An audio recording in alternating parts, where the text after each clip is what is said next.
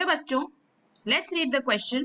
Question है, Rama tested the solubility of 4 substances at different temperatures and found gram of each substance dissolved in 100 gram of water to form a saturated solution। तो रमा को saturated solution बनाना था, तो उसने ammonium chloride, potassium chloride, sodium chloride, potassium nitrate, ये सारे substances dissolve किए ग्राम में 100 ग्राम of water में, ताकि एक सैचुरेटेड सोल्यूशन बन पाए।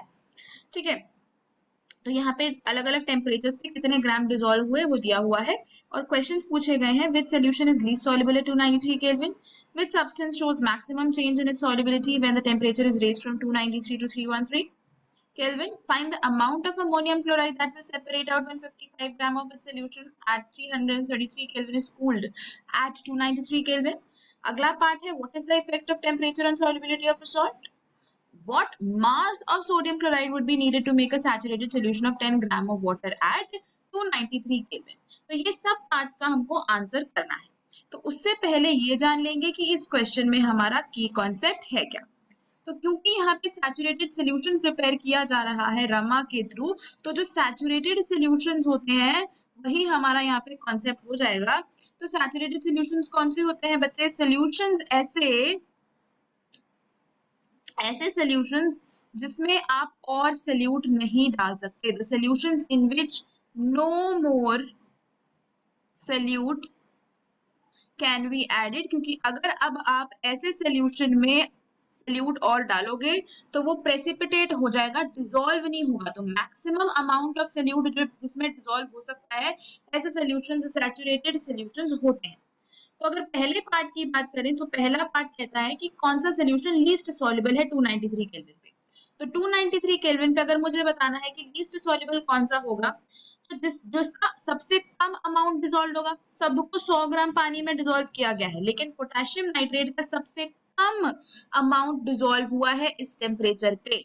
तो जिसका अमाउंट सबसे कम डिसॉल्व हुआ है वो सबसे कम सॉल्युबल होगा, क्योंकि बाकियों के तो ज्यादा अमाउंट डल गए, वो ज्यादा अमाउंट सॉल्युबल हो गया, लेकिन पोटेशियम नाइट्रेट का सिर्फ 32 ग्राम ही सॉल्युबल हो पाया है।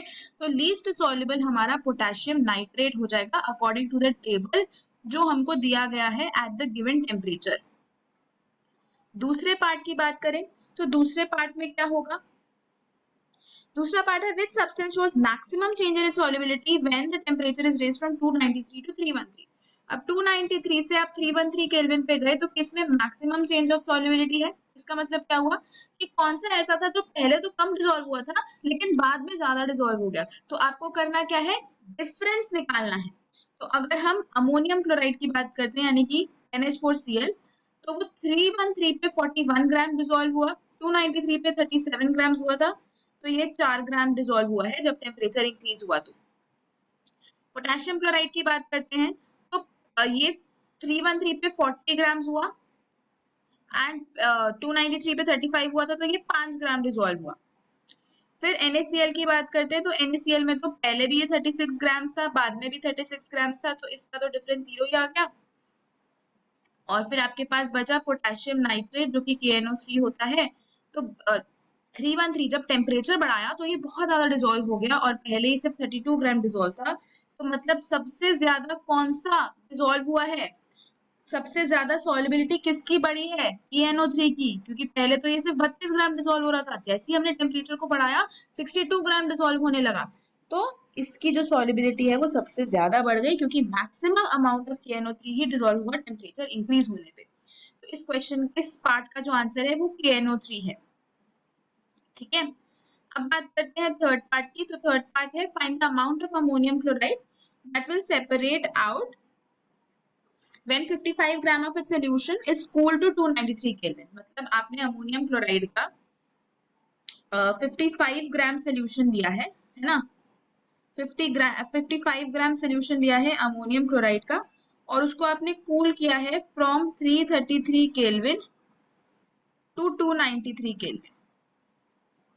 इसका मतलब क्या हुआ कि 333 केल्विन पे आपके पास 55 ग्राम था ना अमोनियम क्लोराइड का, कूल कर रहे हो मतलब टेम्परेचर डिक्रीज कर रहे हो 293 पे। तो अगर आपको इसका अमाउंट निकालना है तो कैसे निकालोगे? माइनस कर दोगे, जितना अमाउंट 333 पे था माइनस जितना अमाउंट 293 पे था, तो क्या हो जाएगा?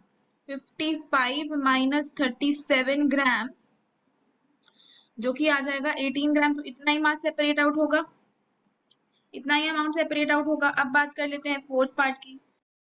तो फोर्थ पार्ट में बोला गया है कि इफेक्ट ऑफ टेम्परेचर क्या होगा सॉल्युबिलिटी ऑफ सॉल्ट पे। तो जैसे जैसे हम टेम्परेचर इंक्रीज करते जाते हैं तो जो सॉल्ट की सॉल्युबिलिटी है वो बढ़ती जाती है।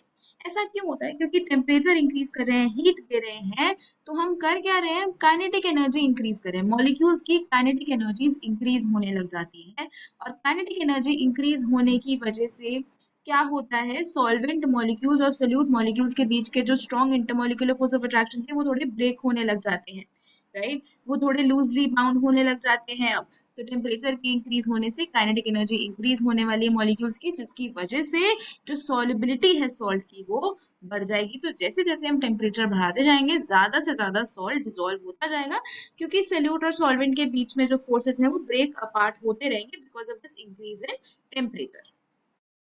फिफ्थ पार्ट आपका क्या है कि कितना mass of sodium chloride would be needed to make a saturated solution of 10 gram of water at 293। तो देखो 100 ग्राम ऑफ वाटर की अगर मैं बात करूं, 293 केल्विन की ही हम बात करें, तो आपको यही वाला टेबल देखना है। तो 100 ग्राम ऑफ वाटर में 36 ग्राम ऑफ NaCl डिसॉल्व हो रहा है कि नहीं, है ना। 36 ग्राम ऑफ NaCl डिसॉल्व हो रहा है 100 ग्राम ऑफ वाटर में। अब आपको 10 ग्राम ऑफ वाटर में निकालना है, तो यूनिटरी मेथड लगाएंगे ना। तो एक में कितना हो जाएगा 36/100, और 10 में हो जाएगा 10 से मल्टीप्लाई कर देंगे।